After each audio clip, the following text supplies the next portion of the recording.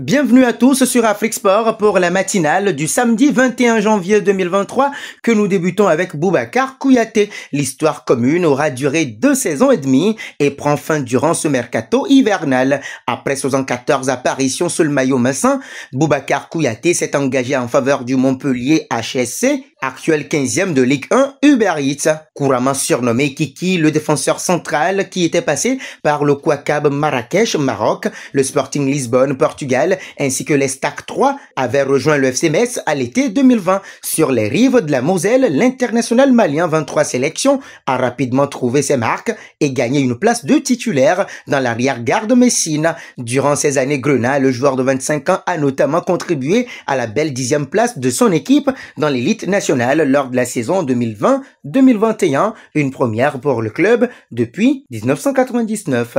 Passons à l'Algérien Andy Delors. Andy Delors était absent de l'entraînement ce vendredi. Les Aiglons étaient à la Turbie pour disputer un match d'entraînement face à Monaco, mais l'international algérien était absent alors qu'il veut forcer son départ vers Nantes. Mécontent de sa situation contractuelle à Nice, Delors, engagé jusqu'en 2025, est au bras de fer avec sa direction pour quitter la Côte d'Azur et rejoindre Nantes. Il serait déjà tombé d'accord contractuellement avec les Canaries. Le départ du joueur reste conditionné à une arrivée pour le remplacer. Parlons de Karl Toko Ekambi, annoncé possible partant cet hiver en raison de son conflit avec les supporters de l'Olympique lyonnais. L'attaquant camerounais a fait l'objet d'une offre d'Al-Shabaab. Le club saoudien a proposé un prêt avec option d'achat pour l'international camerounais, indique Foot Mercato. Le Gone n'est pas fermé à l'idée de rejoindre l'Arabie saoudite, mais il pourrait attendre de voir si Rennes passera aussi à l'offensive avant de prendre une décision définitive.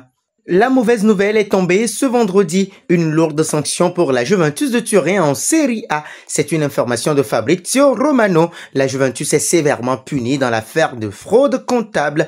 15 points vont être retirés au club turinois en Serie A. Comptant actuellement 37 points après 18 journées et 3e de Serie A, la Juventus va descendre à la 10e place avec 22 points à égalité avec Bologne et Empoli. Les Bianconeri sont accusés d'avoir surévalué les prix de vente de certains joueurs et d'avoir ainsi enregistré dans leur compte des bénéfices injustifiés. La sanction est lourde pour l'équipe qui était jusque-là 3e de Serie A derrière le Napoli et l'AC Milan puisque le procureur fédéral Giuseppe Cine avait réclamé une pénalité de 9 points selon les informations de l'AFP. Ce dernier avait également demandé des suspensions à l'encontre d'ex-dirigeants du club Juventini.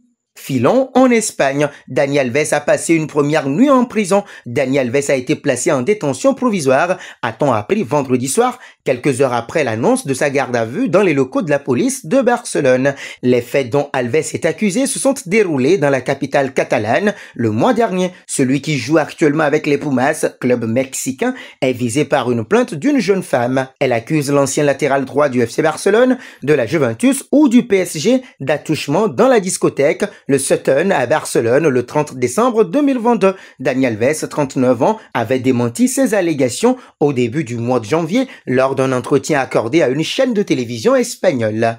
Nous voici arrivés à l'instant quiz avec 3 indices pour connaître notre joueur mystère du jour.